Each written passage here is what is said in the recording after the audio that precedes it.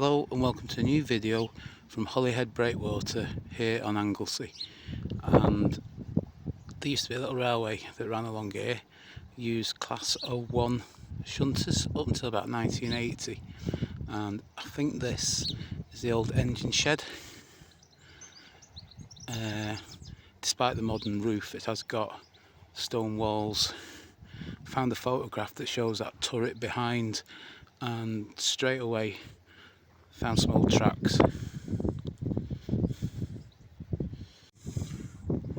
So as you can see, there was definitely railway activity in this area.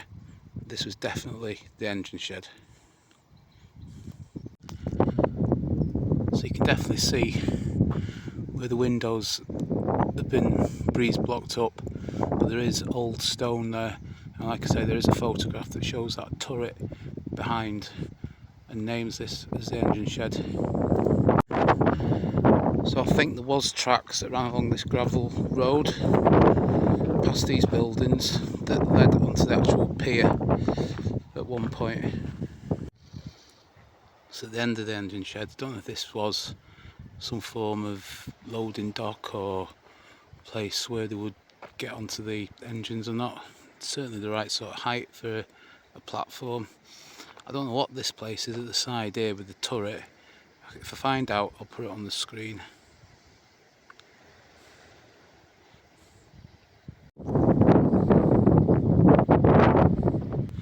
So apparently the breakwater is about 1.7 miles long, so I don't think I'm going to walk the length of it today, but we'll have a look and see if there's any remains left of the old railway.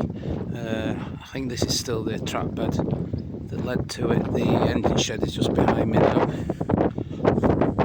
This old map shows the location of the engine shed just to the left where it says BM.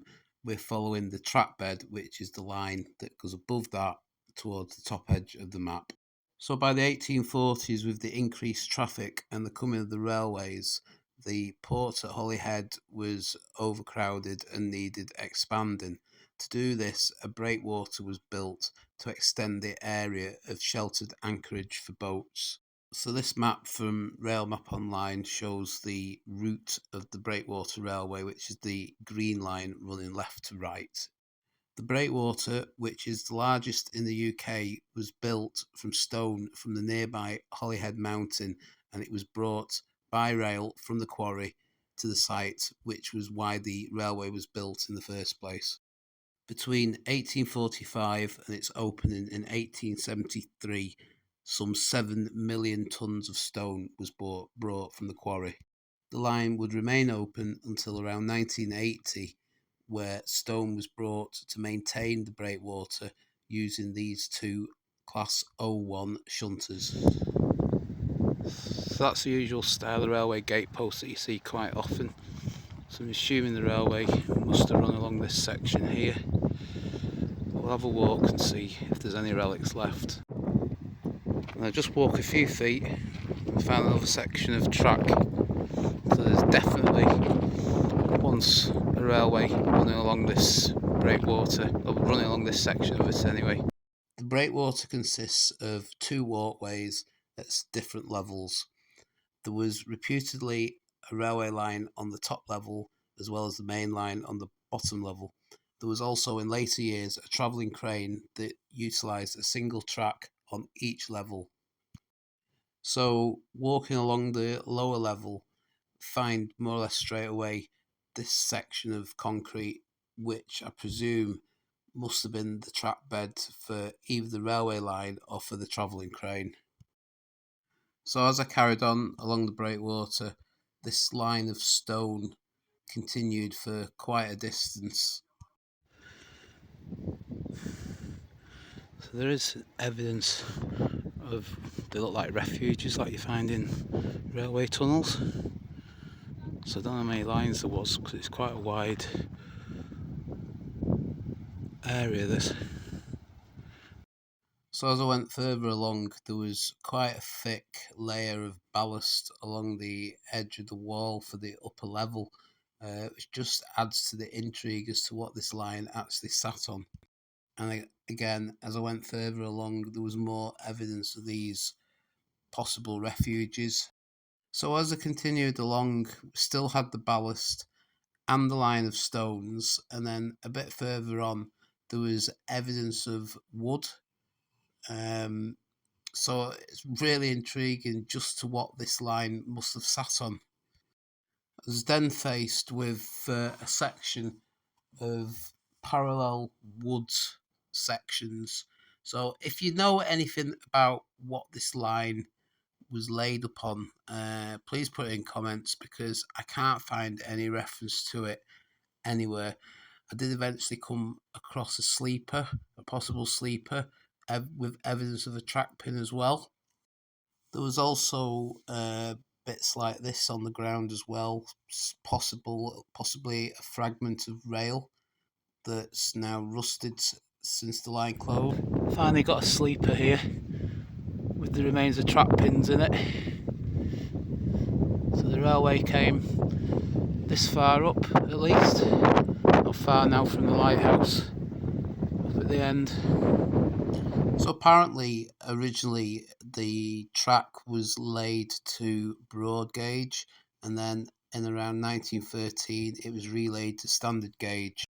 As I got nearer to the lighthouse, there was another section of these parallel wooden sections on the ground, and then perhaps the best bit that we saw, apart from the bits of remaining track, was actually the location of a set of points, and this offers further evidence that this line, these rails, were actually laid on sections of wood. So we'll just swap now to a view, an early view, showing what it looked like at the lighthouse end. So it certainly looks at this point that the track was laid upon wooden sections, but if you can add any clarification, please do. So coming up towards the lighthouse, we're literally coming to the end of the line, so I've got quite a bit of a walk back. But just at this flag section, there is evidence that tracks were possibly attached to these flagstones in some fashion. These lines did run in sync with the wooden sections that we'd seen earlier. So at the end of the breakwater is the Breakwater Lighthouse, which was opened in 1873. It's 63 foot high and has a light range of 14 miles and was automated in 1961. So here's a good view of the lighthouse. So if we just move to the next view now, you can actually see the two levels of walkway. The bottom walkway had a track running the length of it, plus a rail for the travelling crane. The top level also had a track for the travelling crane as well, and I believe at some point in the early days there was also some sort of railway line along there as well. So going back, I went along the upper level, and there was also signs here that track had been attached to the flagstones.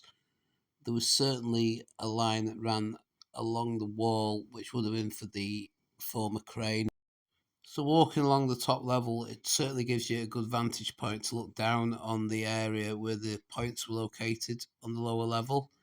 Also, going along here, there was more signs of where track had been attached to the flagstones, probably for the crane.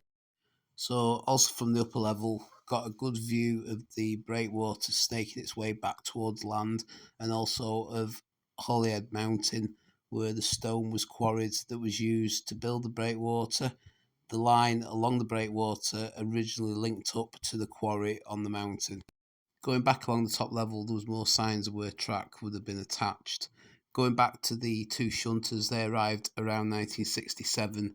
01001 went out of use in 1973 and was used for parts for 01002 until that ceased working in 1980 when the line shut.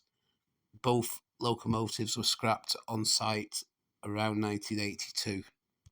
This happened because stone was by now brought in by road, and towards the end, slate blocks were brought from Penryn Quarry rather than Holyhead Mountain.